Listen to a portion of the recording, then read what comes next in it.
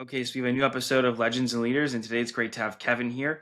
Kevin, you're the co-founder and CEO of Harbor, which has really solved a big problem in the baby monitoring space. You need to have a monitor that's always connected, regardless of your current Wi-Fi situation, et cetera. And you've built that, and it's a really impressive innovation. And Thank you. this company has kind of come about based on your previous experience as well, and a lot that you've learned in the menswear space. You built up a whole brand around that category that's got some great success, and you're a serial entrepreneur at this point that's been around and understands how to build businesses. So I'm excited to have you here and to get into your story.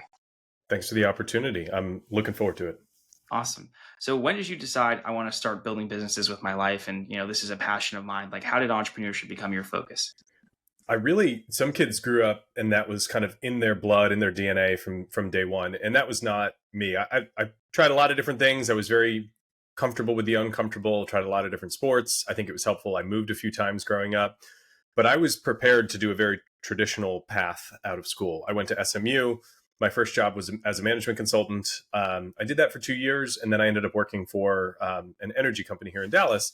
And after 2 years of management consulting and a little bit of time in the energy company, I just had this unshakable feeling that I want to try to build something, and maybe myself, but I want to be a part of building something from the ground up early.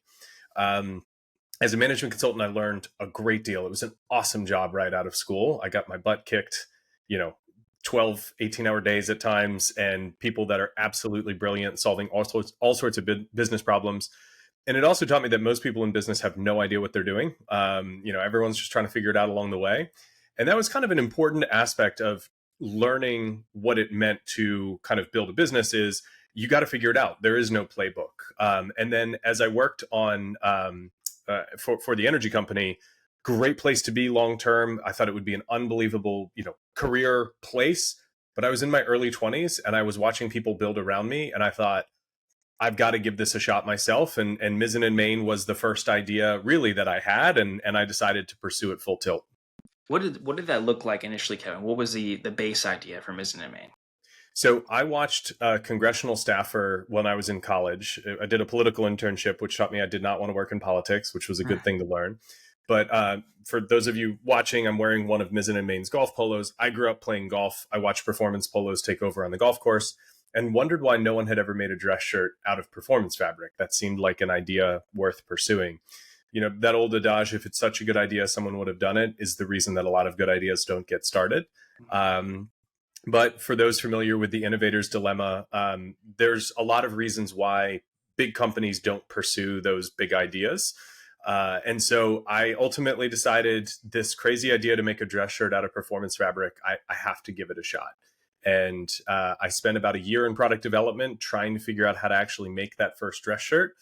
We launched in July of 2012, and I thought, okay, I've done it. I've launched the company. And little did I realize that was, to say that was the start is an understatement, right? Like I was walking up to the starting line, having actually launched a product. Mhm. So how did you get it out there? How did you kind of promote and show people that you made this new type of shirt and this is the right way to get it? When I started, I assumed, first of all, that everyone would want what I had built and that it would be easy, and I was wrong.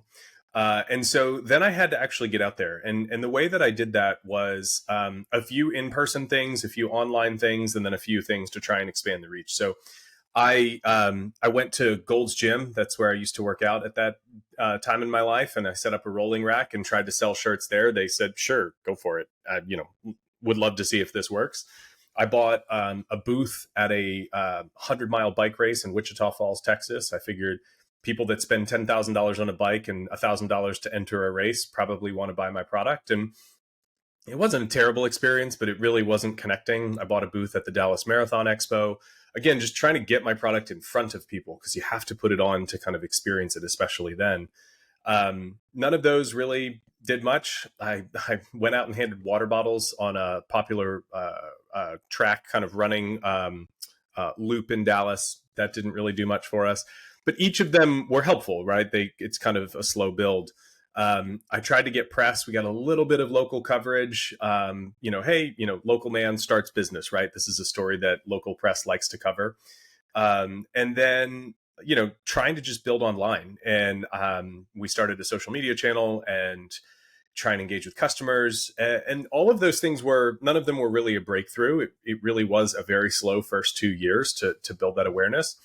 But aside from all that traditional stuff, one thing that I did was just try and win over the love of the customers that we had. So I wrote a handwritten note in every box for almost 2 years.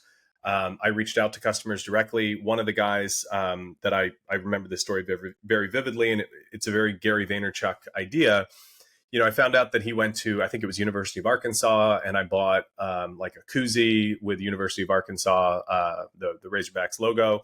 And I sent it to him and just said, thank you so much. And that won over a customer for life. He thought that was one of the coolest things ever. And he told a bunch of his friends. So there was no individual breakthrough for really the first 2 years. It was a lot of trial and error. And then in 2014, we did start to take off. Professional athletes were a big breakthrough. We ended up having some really good press coverage. And then in 2015, we sponsored Tim Ferriss's podcast. And that's when things absolutely took off. So the sponsorship was the big deal there. Yes. Yes. Yeah. Why did that do so well? What do you think you did right? So sponsoring Tim's podcast, I think, was such a breakthrough because his audience was just so rabid for anything that he endorsed. And so he's very thoughtful in the things that he endorsed. He didn't look at it as just an advertisement. He looked at it as, I am telling my audience about something that I like. And so when we sponsored his podcast, it was a huge gamble for us. It was more money than we'd spent on anything by a long shot. But, his endorsement was very real. And I will never forget hearing it for the first time. He said, if anyone knows me, I hate dress shirts. And I thought, oh my God, this is not what we had signed up for. But he said, but these Mizzen+Main shirts are unbelievable. They're easy to travel with. They make me look good. But, I'm as comfortable as I am in my normal workout stuff. And that endorsement really was a game changer for us because the reach, you can do things that get a lot of eyeballs, but aren't necessarily the right eyeballs, or even if they are the right eyeballs, they're not ready to convert and buy your product. And this is obviously one of the things that you're always trying to do in marketing. But for us, it was a huge number of eyeballs for the right type of customer who was eager to buy and try the thing that we were selling. And so that was just an enormous breakthrough. Kevin, how big was he at that point? Like, what did his sponsorship even look like? Because you were still a young company. It was early days of podcasting, but he had built something pretty substantial. And, I don't remember, specifically what the reach was, but I can tell you at the time, it was a lot of money for us. Now, looking back on it, it was a drop in the bucket relative to what major podcast advertising is today. And podcast advertising continues to remain both very difficult and incredibly effective. You look at, there are some brands that have just absolutely crushed it on podcast advertising, like AG1. They are everywhere, but it works. They're clearly tracking it, and they are smart people who know what it means to deploy advertising dollars in an effective way. And we have at Mizzen+Main, we've done various podcasts over time. And I think there is an element of saturation where for Mizzen+Main, we didn't keep sponsoring Tim's podcast for 5 years because ultimately, I think we sort of tapped his audience pretty hard in a really great way.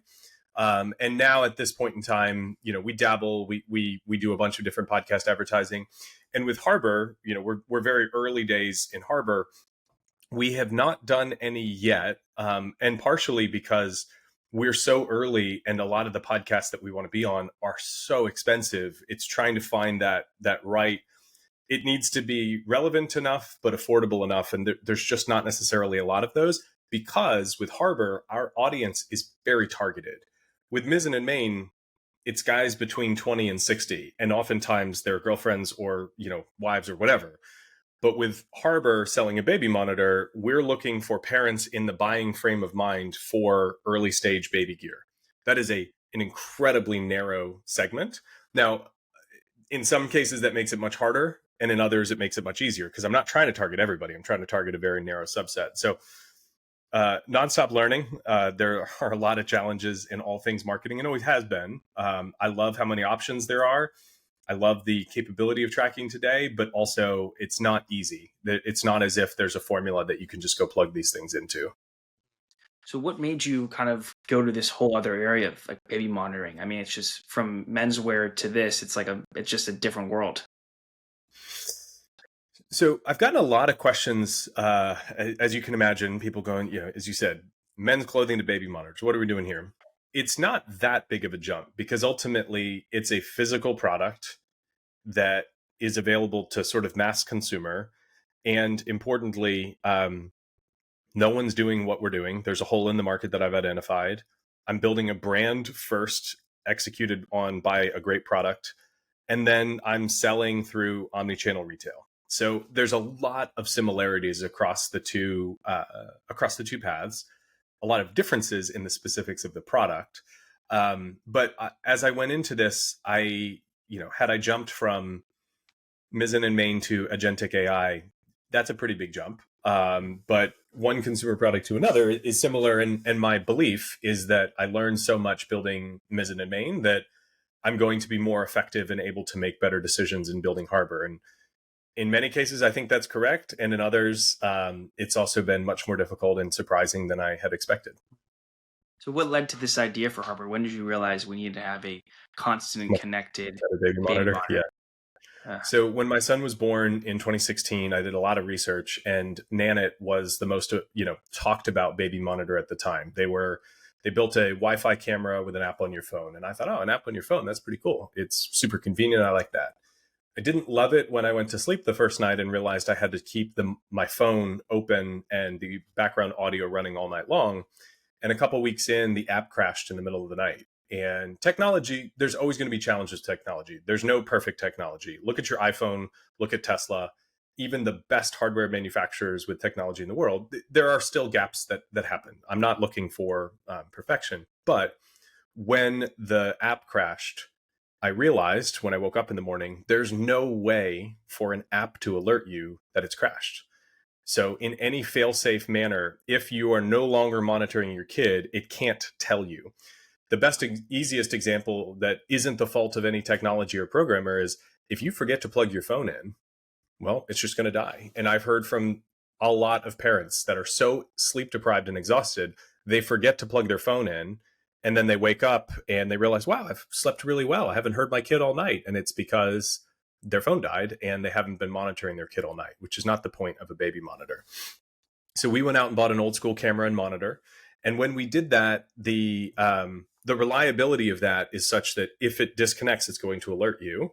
But we kept a Wi-Fi camera because, a babysitter, someone coming over to watch a kid, it's nice to have the record and rewind functionality of an app, and you can check in outside the house. It's nice peace of mind. It's technology doesn't have to overwhelm us and make us anxious all the time. It can just be a nice reinforcement of capabilities. And so we kept the Wi-Fi camera also. And 8.5 years later, my son is 8.5. No one has built a product that solves that until Harbor came along. So it's a camera that connects to Wi-Fi and a monitor that also connects to Wi-Fi, but those two devices connect to themselves directly. And so you can use it while you're traveling. You don't need internet to be able to use it. While you're at home, it will leverage your home Wi-Fi, but if your home Wi-Fi goes down, if your internet goes down, if your router goes down, whatever, it fails over to direct local communication. And again, no technology is perfect. There are things that happen to all technology. If you're not monitoring your kid, that monitor is going to alert you that you're not monitoring them anymore. That could be because of a power outage, because, hey, I no longer have a feed. It could be because you forgot to plug your monitor in and it's going to alert you need to plug it in. Or it could just be a lost connection. And it's not that any connection is truly, fail safe, truly incapable of ever being lost. But I want to know if I've lost that connection. And that's the thing that really matters. And ultimately, with single use technology, it's really nice to just have a physical monitor that you can hand to a babysitter. Because if you have a babysitter and you have a nanit, they've got to download the app. You've got to leave one of your devices at home unlocked and logged in.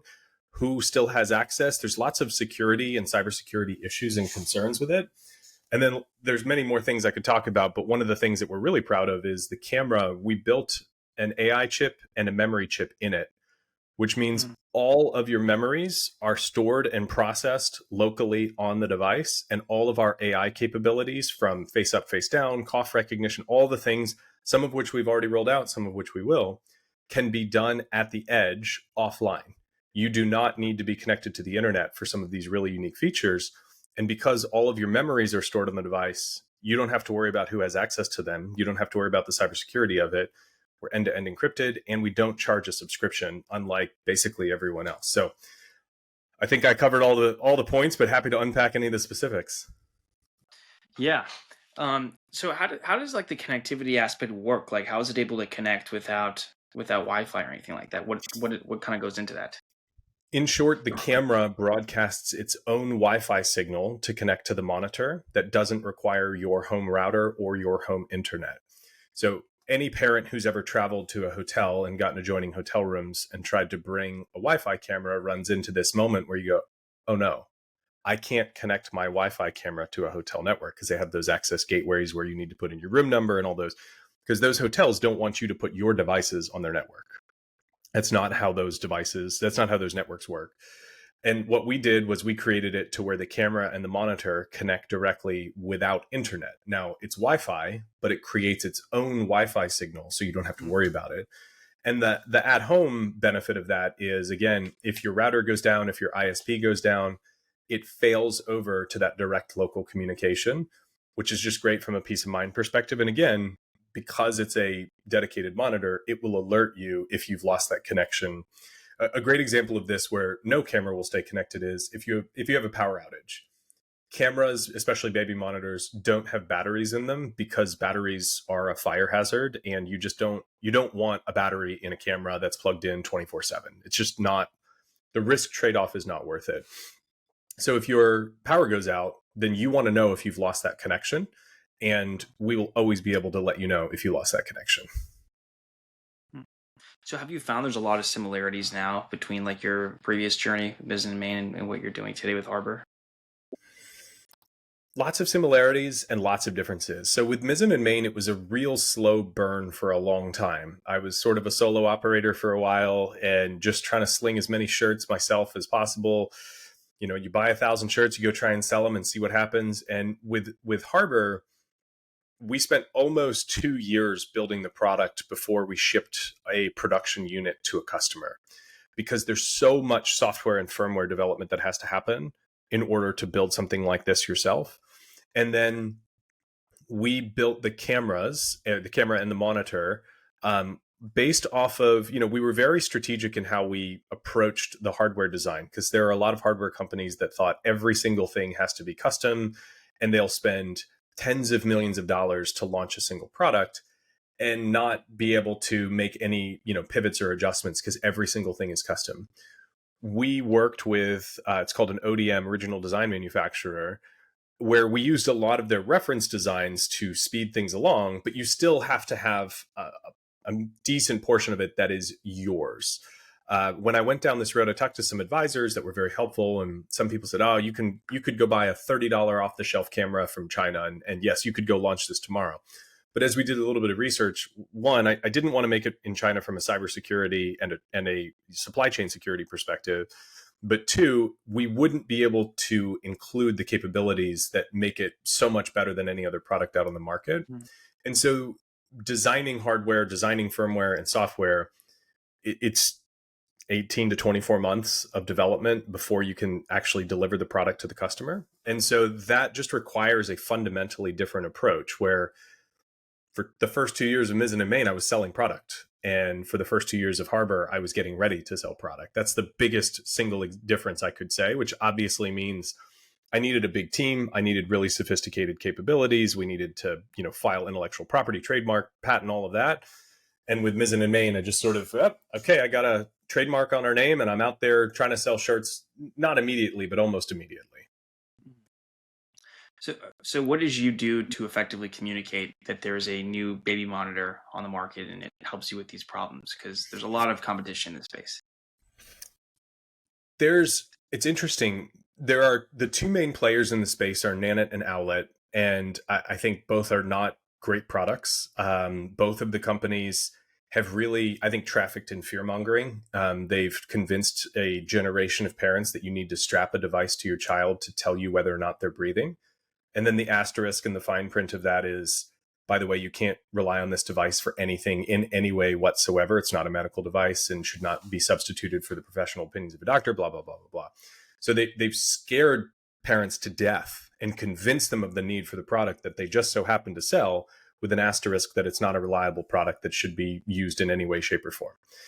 And so those are the two dominant players in the market, which gives me confidence that when we deliver a great product and we're not scaring parents, that the more that people hear about it, the faster that we will grow. And indeed, that's happened. We're several months into shipping and we've shipped thousands and thousands of devices.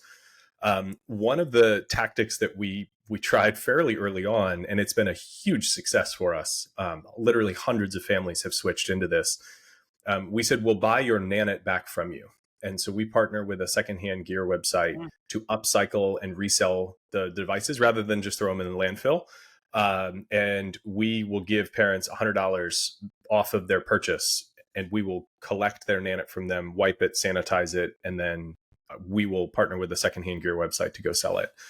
And again, hundreds of parents have switched into that in just a few months, which tells us parents who know the frustrations of baby monitors want something better, which is great.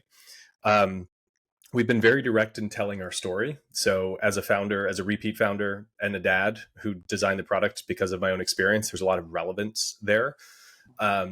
Humorously and gratefully, Nanit threatened to sue us because I took a video showing their failure mode, like, hey, a notice that says the product disconnected, and then I threw a bunch of them in the trash. And they said that we had violated trademark law, which we had not. I was very familiar with the law, and we hadn't. But then humorously, they said, you have confused customers that Harbor and Nanit might be related to each other. And also, you've caused us irreparable harm and damage to our reputation by showing our device being thrown in the trash, which you have to pick one of those arguments if you're going to threaten me. Like, you can't say both of those things because they're in conflict with each other. So we sent back a very pointed response, and they've never said anything since then because they knew it was a baseless threat. But most importantly for us, I published their threat on my personal blog, and it's been an SEO gift from heaven, because when you Google Harbor Nanit, it's one of the first things that shows up is that Harbor Nanit failed our family. So I'm building Harbor, and now they're threatening to sue me, which is a great first thing for people to see when they Google our two names. So thank you again, Nanit, for your baseless threat. And then otherwise, look, we're doing a lot to partner with influencers. We're doing a lot on social media. We've gotten some decent press so far, although I think we will continue to grow in that as our awareness and our brand continues to grow. And then we are partnering with a couple great retailers. So we're on Babylist, which is the #1 baby registry site. We're on Amazon. And then I can't announce it publicly yet, but we'll be in a really exciting big box retailer in 2026. It's amazing. So what does the roadmap look like? I mean, I know you just touched on it a little bit, but what did the next couple of years look like? What are the biggest priorities? So #1 priority is just get our product into as many parents' hands as possible. The more people that use the product, the more recommendations we get, the more referrals we get. One of the reasons that the leaders in the space are the leaders in the space is because no one had done anything innovative or interesting prior to their arrival. And it was exciting that there was a new product and a new approach on the market, but I think they've largely just missed the mark. But they're just marginally better than all of the other junk on the market. And so they own the space because they have owned the space. So I think that we will be able to come after their market share pretty quickly because we're offering a dramatically better product. It's a little bit more money up front, but you get a 10-inch monitor and there's no subscriptions. Nanit, for example, is $120 or $300 per year per camera. So if you have 2 or 3 kids, you could be spending $1,000 a year just to continue to use the product that you already purchased, which is bananas. And so doing more of that, getting our name out there is a big deal. Releasing new and innovative features on the AI side. So there's some really incredible AI capabilities that we talk a little bit about them on our website. But some things where we think we will be able to detect issues and integrate directly with pediatricians over time. So some things that our camera based on AI and continuous reading will be able to detect if parents want the device to. Importantly, though, we don't review that footage. because of the AI capabilities in the device will flag an alert and allow parents to say, hey, is this something I want a doctor to review, and integrate directly in with those pediatricians? No one's doing anything like that. Again, other devices are just trying to scare parents. Whereas what we're trying to do is lower the stress and anxiety of parenting, give them better and more relevant information, and then let them make better choices with it. Well, Kevin, that was all the questions that I had. I appreciate you taking the time and doing this. I think it's great that you've had this problem yourself and that you've decided not just to kind of let someone else deal with it too and build something and Yeah, spend, a couple of years of your time perfecting this before launch. It kind of shows, how much you care about this. And I think people will recognize that in Harbor, and they already have. It sounds like it. And I think more will as time comes. So I'm just excited to see what you'll do with this and, this phase 2 of your entrepreneurial journey here. And looking forward. absolutely. Thank you. Thank you. I appreciate the chance to tell more people about our story. And, ultimately at Harbor, we just want to help parents and kids get more and better sleep with less stress and anxiety. So we have a ton of free resources available on our website, harbor.co. You don't have to be a customer. There's lots of great free resources to help parents navigate early sleep challenges, toddler sleep challenges. We've got a lot of great doctors that have provided guidance and information through their writing on our website. So encourage parents, check out harbor.co for resources if it's relevant or necessary. Certainly, if you have a Nanit or Owlet and you want to get rid of it, we will buy it back from you and we will upcycle it. And if you're a first-time parent, come check us out, and grateful for the opportunity here, Ben. Thanks.